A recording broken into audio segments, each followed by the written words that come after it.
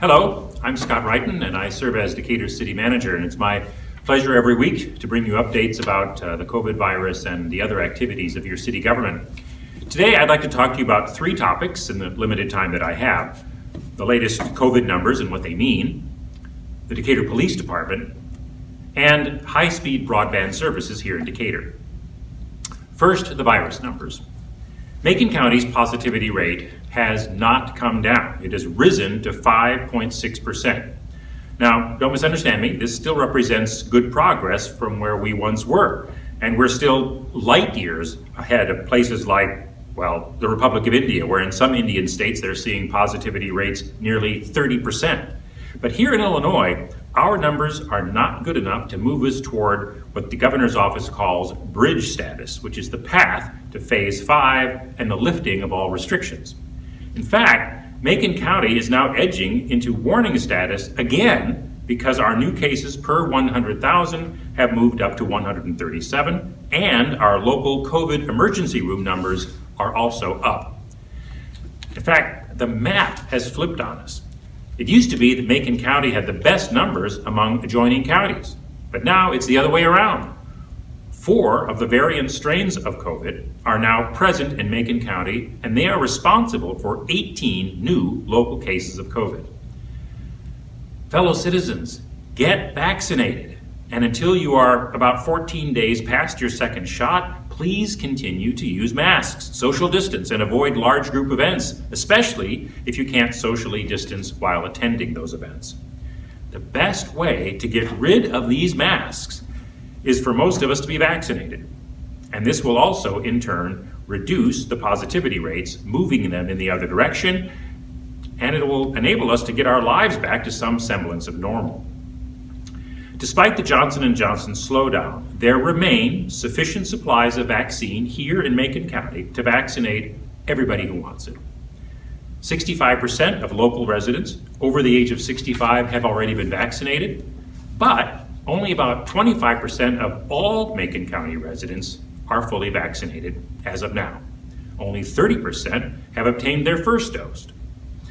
Statewide, the fully vaccinated percentage sits at 27%. Macon County is 56th among Illinois' 102 counties for its vaccination rate. Not a position to be especially proud of. Please, make that vaccination appointment online. I did. It was easy and quick. At their April 19th meeting, the Mayor and City Council approved the purchase of 6 new police interceptor vehicles. Now, by itself, this decision wasn't that noteworthy, especially because it's a reinstatement of 6 police vehicles we had to cancel early in the pandemic last year when we were very uncertain about our pandemic-affected cash flows. What is noteworthy about this decision, however, is that the City Council went out of its way during the discussion to emphasize that it wants to make sure that our police are adequately equipped so they can provide the best level of service to Decatur citizens. Most Americans, including the Decatur Council, disagree with calls to defund or disband the police. Even the New York Times readily acknowledges that most Americans trust and support their local police and that they want more, not less, security, especially as shootings increase throughout urban America and as, well, fringes of the electorate espouse a radical view that violence is somehow a justifiable tactic to achieve their public policy objectives. Violence is not acceptable in Decatur. Riots and destruction of property are forms of lawlessness and criminality, plain and simple. And our police have been and will continue to deal accordingly with it. Now, please don't misunderstand me on this topic. We still need to continually examine ways of making law enforcement better. There's always room for improvement in every organization. And I believe that Democrats and Republicans and independents alike are all open to reform measures like banning chokeholds, doing away with racial profiling, and equipping police officers with body cameras. There should also be strengthened penalties for injuring officers. But with the exception of body cameras, which were fully implemented here in Decatur just late last year, the reforms being called for across the country were implemented in the Decatur Police Department long before last year's events in Minnesota. At the end of the day, making local police better isn't mainly about restraint or arrest protocols. At its core, I think, police reform involves evaluating the organizational culture of each local police department. In other words, are negative behaviors and attitudes tolerated in the department or not? And what positive behaviors and attitudes are modeled and encouraged? Is the department run and led in such a way as to advance professionalism, fairness, transparency, and accountability in the pursuit of equal treatment for all? Or do cops think first of protecting their own no matter what? Our police department is not perfect, but I believe our department answers these key questions correctly. I also believe that when the full history of what happened in Minneapolis last year is objectively written, it will reveal an organizational culture that was hostile to fairness and the principles of civil rights, and that the Minneapolis Police Union protected bad cops. Minneapolis police have an organizational culture problem, but I believe our police department has good leadership and a good organizational culture. Although moving forward, we have to be vigilant about ways to keep it that way and always make it responsive to new demands and new circumstances. Here in Illinois, the General Assembly adopted so-called police reform less than 4 months back, mandating many of the reforms that we have already implemented. Originally, that bill also included collective bargaining reform to give police chiefs in Illinois greater ability to remove bad cops from the force. And by that I mean unprofessional cops, those who are not sensitive to civil rights issues and so forth. But these reforms were removed from the final version of the bill, I think because the General Assembly wasn't willing to acknowledge that sometimes police unions have not historically been interested in transparency and accountability. Sometimes they're just more interested in protecting their own members. And I think the legislature failed to understand how this problem can contribute to negative organizational cultures that infect some police departments.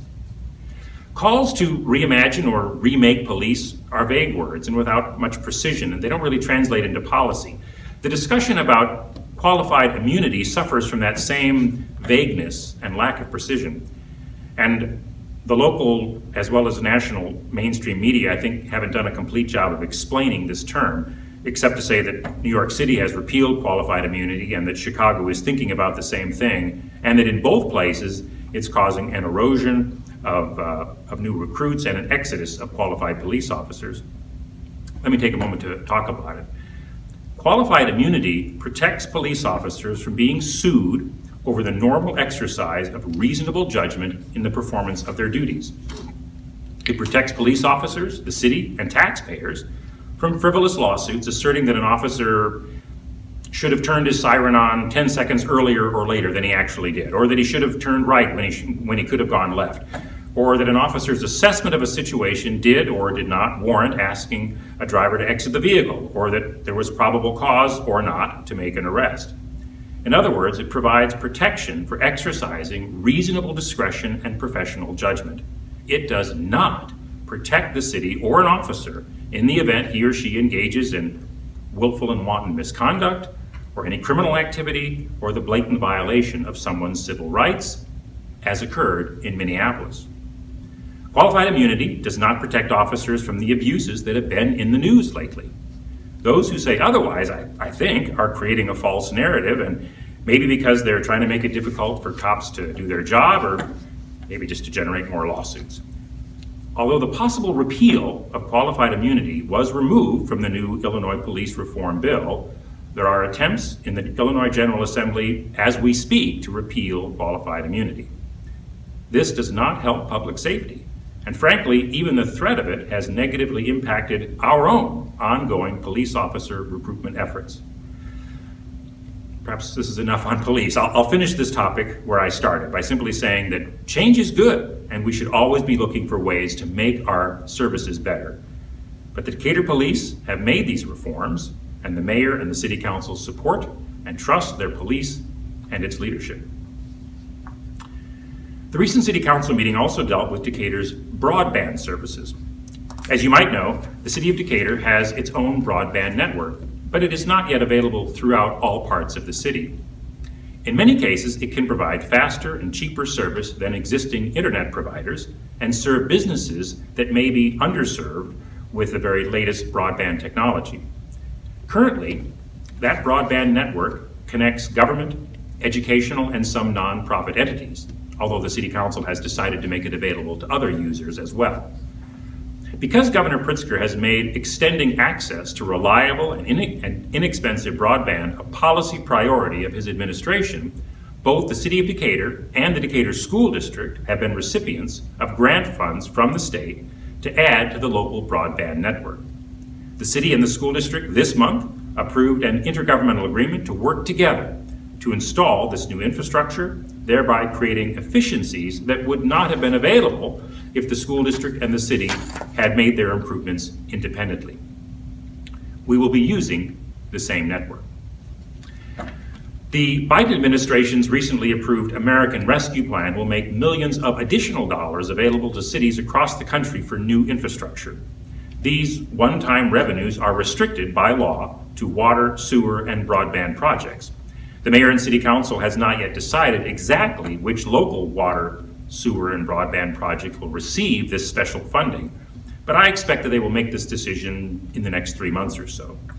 They will take the time to study their options and use the funds where they are most needed. But it was clear from the city council's recent discussions on this topic that enlarging our broadband system to serve more of the city is one of their top priorities. So, until next week, thanks again for helping us all make Decatur better.